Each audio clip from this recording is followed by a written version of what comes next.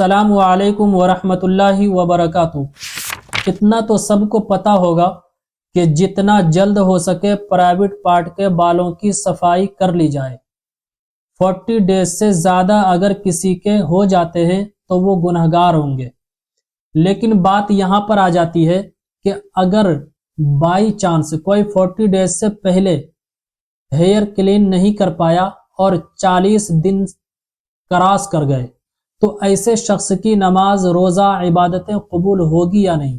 क्योंकि बाज़ लोगों के माइंड में बातें बैठी हुई है कि अगर 40 डेज से ज़्यादा हो गए और प्राइवेट पार्ट के बालों को क्लीन नहीं किया तो उनकी नमाज, रोज़ा, दीगर इबादतें कबूल नहीं होती है। तो मेरे तमाम भाई और बहनें अच्छी तरीके से इस मसले को क्लियर कर लें। 40 डेज से ज़्यादा अगर हो गए तो ऐसा शख्स गुनहगार तो होगा, लेकिन नमाज, रोज़ा, दीगर इबादतें उनकी कबूल ना हो ऐसी कोई बात नहीं है। उनकी नमाज भी कबूल होगी, रोज़ा भी कबूल होगा, दीगर इबादतें भी कबूल होगी। हाँ, ये है कि ऐसा शख्स गुनहगार होगा, ये अलग गुनाह है।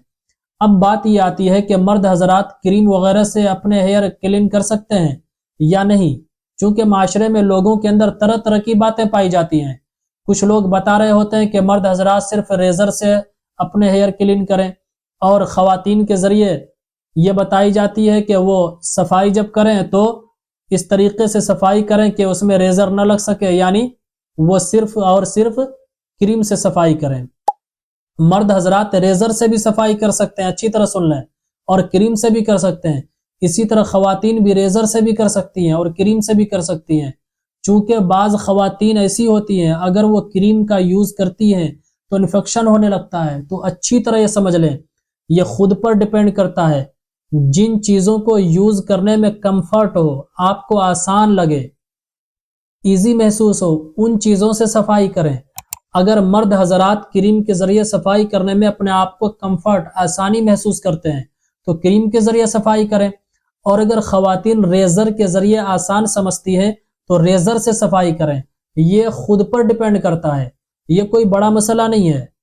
जो आपको अच्छा लगे वही करें, यह आप पर डिपेंड करता है। शरीयत ने इस सिलसिले में कोई हुक्म लागू नहीं किया है, दोनों के लिए मसला सेम है। जो जिस चीज़ से क्लीन करना चाहे कर लें, नो प्रॉब्लम।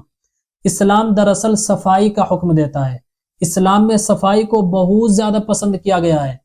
इस जगह यह बात भी आप याद रखें, बल्कि अच्छी तरह समझ लें।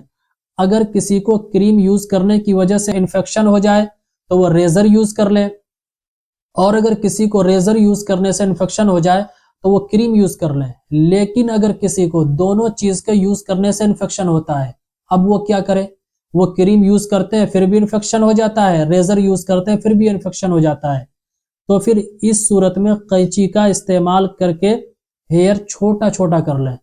माइंड में बस ये बैठा करके रखना है कि हमारा मकसद सफाई है और इस्लाम ने सफाई का हुक्म दिया है, इसलिए मैं सफाई कर रहा हूँ। इंशाअल्लाह सवाब भी मिलेगा। मुझे उम्मीद है ये मसाइल अच्छी तरीके से क्लियर हो गए होंगे। तो जितना ज़्यादा हो सके इसको शेयर भी कीजिए और रिश्तेदारों में, दोस्तों अहबाब में, ग्रुप्स में सेंड कीजिए, ताकि जितने भी लोग कंफ्यूजन में पड़े हुए हैं वो इसके ज़रिए अपने आप को फ्री कर लें। और अगर कुछ पूछना है तो मुझे मेल कीजिए या कमेंट कीजिए या इंस्टा पे डीएम कीजिए।